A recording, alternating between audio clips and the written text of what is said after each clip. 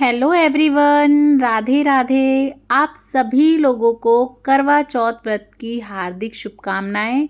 चौथ माता हम सभी पर सदैव अपना आशीर्वाद बनाए रखें और हमें सदा सुहागन रहने का आशीर्वाद दें।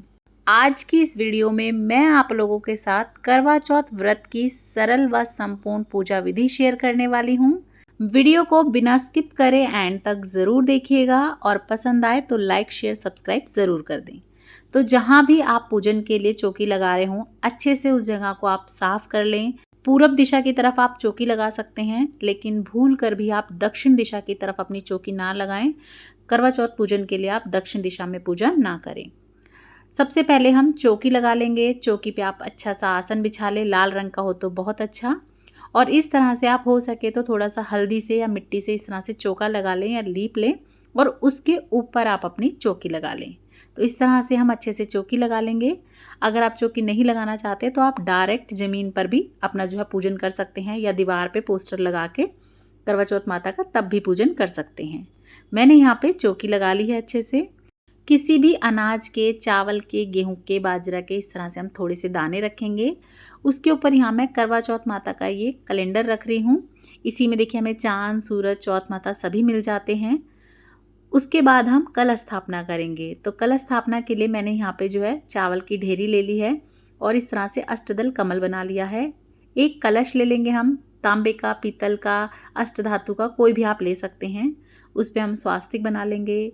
शुद्ध साफ जल से कंठ तक भर लेंगे, उसमें गंगा जल डाल लेंगे और आप चाहें तो हल्दी इस तरह से पिसी हुई भी यूज़ कर सकते हैं, आपकी जो किचन में यूज़ होती है। नहीं तो हल्दी की गांठ डाल लें, रोली, थोड़े से चावल, सिक्का और सुपारी, ये सभी चीज़ें हम डाल लेंगे। उसके बाद हम पल्लव लगा लेंगे।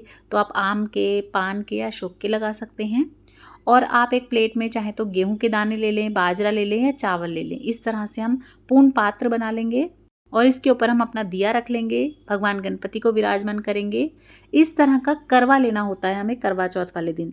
आप देखिएगा इसमें होल होना चाहिए, पूरी बंद मटकी नहीं लेते, करवा लेते हैं। चाहे तो सिंपल ले लें, चाहे तो सजा हुआ ले लें, चाहे तो इस तरह से आप धातु का ले सकते हैं, तांबे का, पीतल का। इसे जो है ना सागर बोला जाता है। अगर आप धातु का ले रहे हैं तो आप एक ही ले लें और आप बार बार रीयूज़ कर सकते हैं।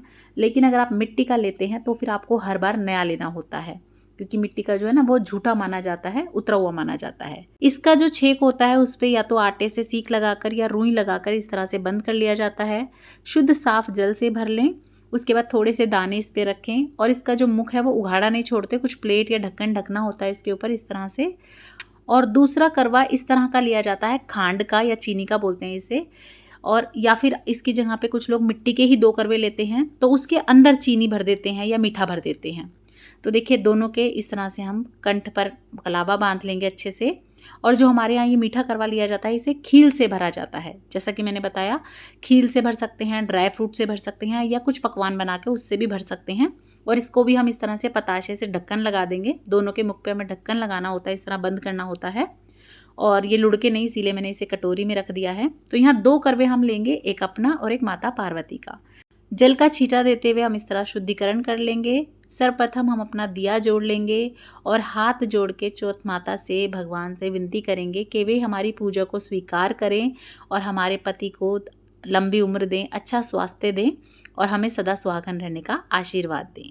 अगर आपकी मूर्ति या फोटो है तो आप उन्हें चुन्नी उड़ा सकते हैं इस तरह से।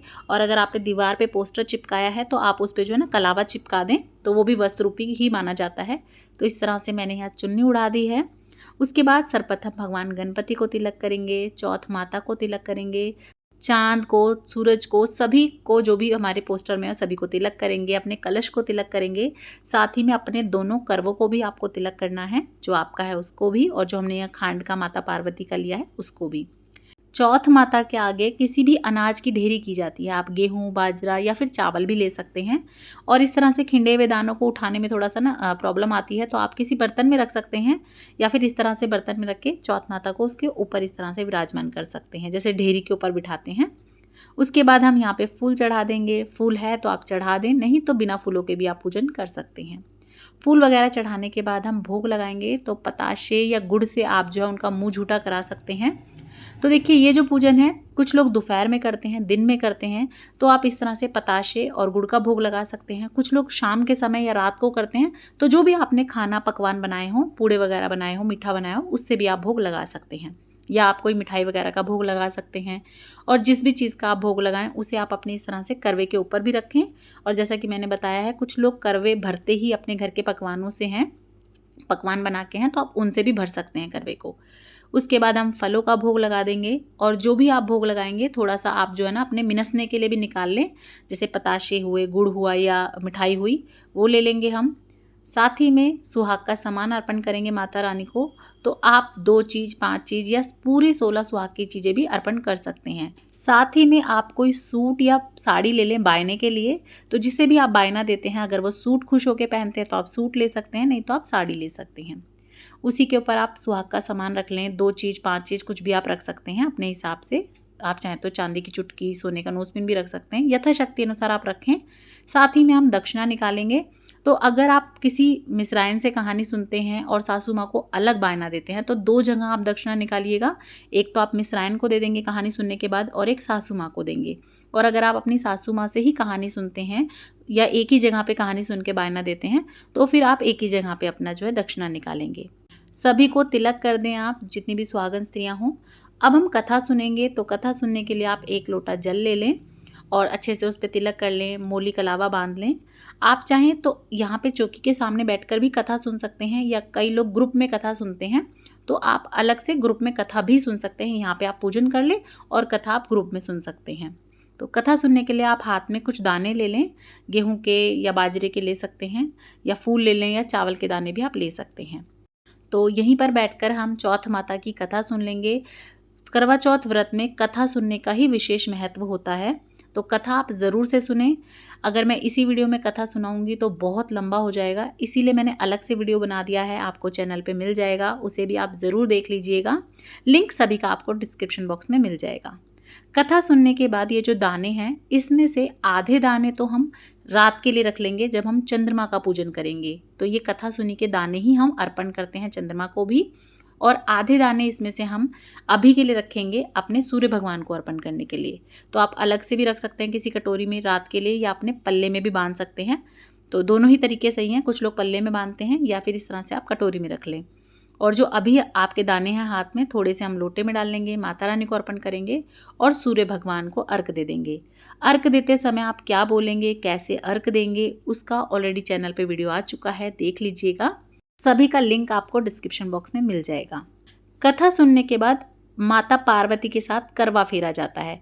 जिस तरह से माता पार्वती का अटल सुहाग है, वैसे ही हमारा भी रहे, उनसे आशीर्वाद लिया जाता है। इसीलिए 2 करवे भरे जाते हैं, एक माता पार्वती के लिए और एक अपने लिए। और इन्हें जो है ना आपको बदलना होता है। 5 बार या 7 बार इन करवों को बदला जाता है। तो पहले आप थोड़ा सा जो है देख लीजिएगा, स्पेस हो चौकी पे, आपकी पे नहीं है तो आप जो भोग प्रसाद वगैरह है वो थोड़ा सा साइड कर दें, ताकि कोई भी चीज़ लुढ़ के नहीं, कुछ अपशगुन ना हो। तो इस तरह से आप सामान थोड़ा हटा लें, स्पेस बना लें, ताकि जब हम अपने करवे फेरें तो हमारे करवे अपने आपस में जो है टकराएं नहीं, उलझे नहीं, और जो है ना खिंडे भी नहीं उनका जो सामान है। तो आप ध्यान रखिएगा। आप इस तरह से हाथ क्रॉस कर सकते हैं और इस तरह से माता पार्वती से अपना करवा फेरा जाता है। और करवा फेरते समय बोला जाता है, चौथ माता सुहाग दे, चौथ माता सुहाग दे। तो इस तरह से 5 बार 7 बार जब आप करवा फेर लेंगे तो आपका करवा माता पार्वती का हो जाता है, और माता पार्वती का करवा आपको मिल जाता है आशीर्वाद स्वरूप पे। तो देखिए इस तरह से करवा फेरा जाता है। लेकिन सभी जगह पे करवा नहीं फेरा जाता, तो या तो आप अपने बड़ों से पूछ लीजिएगा, और अगर जैसे कोई बड़ा नहीं है तो आप देख लीजिएगा। अगर आपको शुरुआत करनी है तो आप पहली साल से शुरुआत कर सकते हैं, और अगर आपने पहले कभी नहीं फेरा है तो आप मत फेरिएगा, फिर आप सिंपल बिना फेरे इसी तरह पूजा कर सकते हैं। बस करवा फेरने वाला पार्ट आप स्किप कर दें। उसके बाद हमें बायना निकालना होता है। तो जो साड़ी, सुहाग का सामान, दक्षिणा आपने रखी है, खाने पीने का सामान आपने रखा है, उसे इस तरह से थोड़ा जल हाथ में लेके आप 2 बार इस तरह फिरा के छोड़ दें और चुचकार लें, माता रानी से आशीर्वाद ले लें। और ये बायने का सामान आप अपनी सासू माँ को दे सकते हैं, जिठानी को, नंद को दे सकते हैं, या पंटाइनी को, मिसराइनी को दे सकते हैं। उसके बाद इस तरह से आप प्रेम पूर्वक आरती कर लें। जो आपके कलश के ऊपर दिया है उसे आपको नहीं हिलाना, अलग से आप कपूर आरती कर सकते हैं या जोत जोड़ सकते हैं। सर्वप्रथम भगवान गणपति का पूजन करेंगे, उनकी आरती करेंगे, चौथ माता की आरती करेंगे और हाथ जोड़कर क्षमा याचना करेंगे कि कोई भूल चूक हुई हो, गलती हुई हो तो माता रानी हमें माफ़ कर देना। थोड़ा सा हाथ में जल लेके इस तरह से फिरा देंगे, अपनी आरती संपूर्ण कर लेंगे। ये पूजन आप जो है शाम को प्रदोष काल में भी कर सकते हैं या फिर आप रात को चंद्रमा निकलने के बाद भी कर सकते हैं चंद्रमा पूजन के साथ। और अगर आपने दिन में पूजन किया है तो ये 1 लोटा जल जो हमने कथा सुनी थी ये आप सूर्य भगवान को अर्पण कर दें। नहीं तो आप चंद्रमा पूजन कर देंगे इसके बाद, तो उनको आप ये 1 लोटे जल से अर्घ दे सकते हैं। चंद्रमा पूजन आप कैसे कर सकते हैं और भी करवा चौथ से रिलेटेड सभी वीडियोस आपको चैनल पे मिल जाएंगी, ज़रूर देखिएगा। और ये वीडियो अगर आपको अच्छी लगी हो, थोड़ी भी हेल्पफुल लगी हो तो ज़्यादा से ज़्यादा शेयर कीजिएगा अपने फ्रेंड्स एंड फैमिली के साथ। और अभी तक सब्सक्राइब नहीं किया है तो प्लीज़ सब्सक्राइब कर लीजिएगा। और इसी तरह की और वीडियोस देखने के लिए, हिंदू धर्म से रिलेटेड, पाठ पूजा से रिलेटेड, घर गृहस्थी से रिलेटेड वीडियोस देखने के लिए चैनल पर बने रहें। लाइक शेयर सब्सक्राइब करना बिल्कुल ना भूलें और कमेंट बॉक्स में चौथ माता की जयकारा ज़रूर से लगाएं। जय चौथ माता, राधे राधे, जय सिया राम। आप सभी लोगों को करवा चौथ की हार्दिक शुभकामनाएं। राधे राधे।